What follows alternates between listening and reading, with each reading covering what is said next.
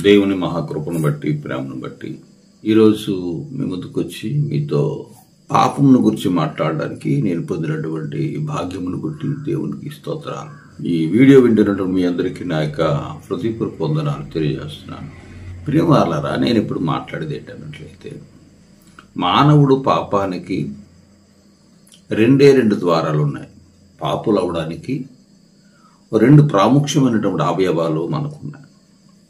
అవేమిటి ఆలోచించేటప్పుడైనా రెండు, ఒకటి కన్ను, రెండు చెవి. కళ్ళు, చెవులు, ఈ రెండే చూచుట వలన ఆశిస్తున్నాం, ఆశించి పాపం చేస్తున్నాం. వినుట వలన ఆశిస్తున్నాం, పాపం చేస్తున్నాం. ఈ రెండే ప్రాముఖ్యమైన, ఈ రెండు మాత్రమే మానవుని పాపానికి కారణం. ఆనాడు ఆదిలో హవ్వ మోసపోయింది. ఎలా మోసపోయింది? సాతాను మాట విని ఆ పండు యొక్క అందమును చూచి అప్పుడు తిని పాపం చేసింది. దేవుడు యొక్క ఆజ్ఞ ఒక ఉన్నది. ఆజ్ఞను మనం పాటించాలి. ఆజ్ఞ అతిక్రమమే పాపం. ఈ విషయాలు మీరు గమనించారు. ఏ ఒక్కరు కూడా పాపులుగా పుట్టరు.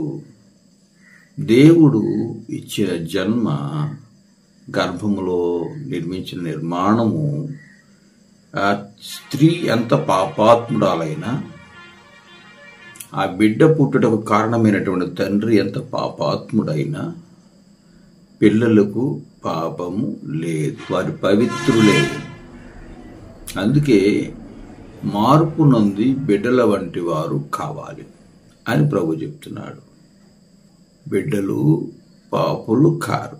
నేను పాపములో పుట్టిన వాడనని దావీదు అన్నాడు, కానీ పాపముతో పుట్టిన వాడని అనలేదు. ఈ విషయాలు అర్థం కాక చాలామంది జన్మ పాపులు అంటున్నారు. ఆ సబ్జెక్టు పక్కన పెడదాం. ఇప్పుడు మానవునికి పాపానికి కారణము రెండు అవయవాలు. అందులో కన్ను, చెవి. ఈ రెండింటిని మనం జాగ్రత్తగా కాపాడుకోగలిగితే, మరి మేము చూస్తున్నామో జాగ్రత్తగా ఆలోచించి దేవుని వాక్యంతో సరిచూసుకొని మనం జాగ్రత్త పడితే పాపులం కాకుండా ఉంటాం.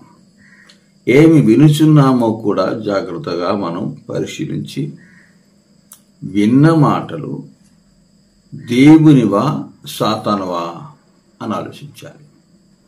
ప్రభువైన యేసుక్రీస్తు వద్దకు వచ్చి సాతానుడు, నీవు దేవుని కుమారుడవైతే ఈ రాళ్లను రొట్టెలు చేసి తిను అన్నాడు. కానీ ఎవరి మాటలు అవి?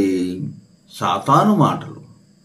ఎంత ఐడియా ఉన్నా, ఎంత ప్రతిఫలం చూపించే విధంగా కనబడినా, సాతాను మాటలు విని మనము ఆ పని చేయకూడదు. ఆకలితో మరణించాలి, కానీ సాతాను సంబంధించిన విధానములో మనం ఆకలి తీర్చుకోకూడదు. ఈ విషయాలు గమనించాలి. ప్రాముఖ్యమైనటువంటి సంగతి ప్రభు పలికాడు. ఒకసారి చూద్దాం. ఒకసారి యోహాను సువార్త 9వ అధ్యాయంలో 41వ వచనమండి. అందుకు యేసు, మీరు గుడ్డివారైతే మీకు పాపము లేకపోవును. ఎందుకు చూడరు? గుడ్డివారు చూడలేరు.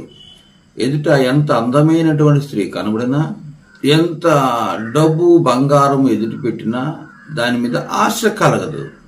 ఎంత విలువైన ఆభరణాలు పెట్టినా, వస్తువులు పెట్టినా, ఏమి పెట్టినా గుడ్డివాడు. కాబట్టి ఆయనకి అవి తెలియవు.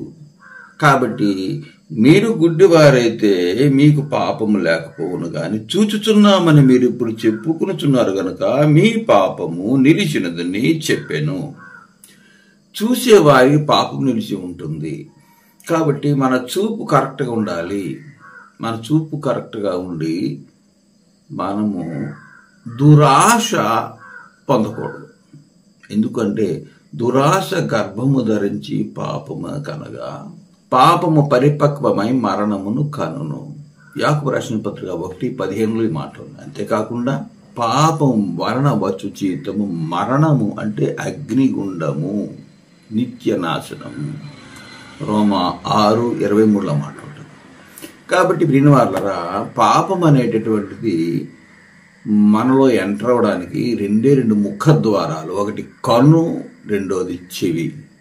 ఈ రెండింటిని మనం జాగ్రత్తగా కాపాడుకుంటే మనం పరిశుద్ధులుగా జీవించగలం.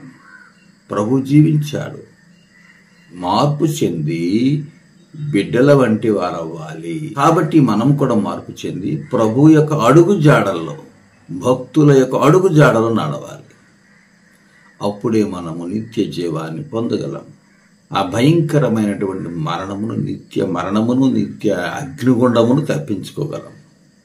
అందరికీ వందనములు. దేవుడు మిమ్మును దీవించునుగాక. ఆమేన్.